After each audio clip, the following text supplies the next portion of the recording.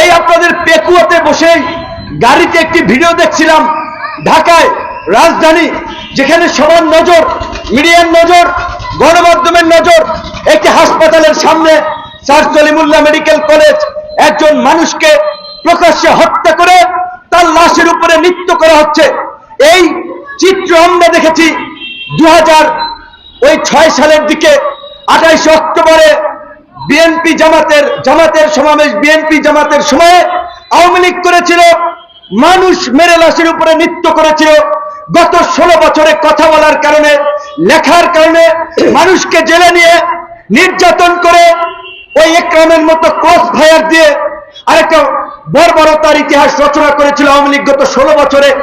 এই পরিস্থিতি থেকে উত্তরণের জন্য আমরা লড়াই করেছি, কিন্তু এই গণ অভ্যুত্থান পরবর্তীতে আমাদের যদি দেখতে হয় প্রকাশ্য দিবালোকে মানুষ হত্যা করে সন্ত্রাসীরা আস্ফালন দেখাচ্ছে, তাহলে আমি বলবো এই বিপ্লব ব্যর্থ হবে।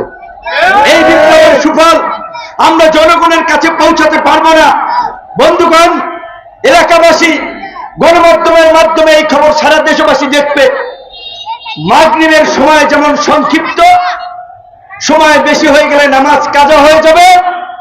এই গণ অভ্যুত্থান পরবর্তী আগামীর বাংলাদেশ বিনির্মাণের জন্য জাতীয় ঐক্য এবং সংহতির ভিত্তিতে রাষ্ট্র সংস্কারের সময়টা মাগরিবের মতো খুবই সংক্ষিপ্ত। আগামী জাতীয় নির্বাচনের আগে যদি আমরা রাষ্ট্র সংস্কারের প্রশ্নে নাগরিকদের আকাঙ্ক্ষাকে প্রাধান্য দিয়ে ঐক্যবদ্ধ হতে না পারি, ঐক্যমতে পৌঁছাতে না পারি, তাহলে আমাদের সংস্কার কিন্তু কাজা হয়ে যাবে। তাহলে আমাদের যে পরিবর্তনের স্বপ্ন, আমাদের যে নতুন বাংলাদেশের স্বপ্ন, সুখী সমৃদ্ধ রাষ্ট্র বিনির্মাণের যে স্বপ্ন, সেই স্বপ্ন কিন্তু কাজা হয়ে যাবে। দুঃখিত, নামাজের সাথে দুনিয়ার কোনো কিছুর তুলনা হয় না, কিন্তু আপনাদেরকে বোঝানোর জন্য বলছি, বাস্তবতা এটাই।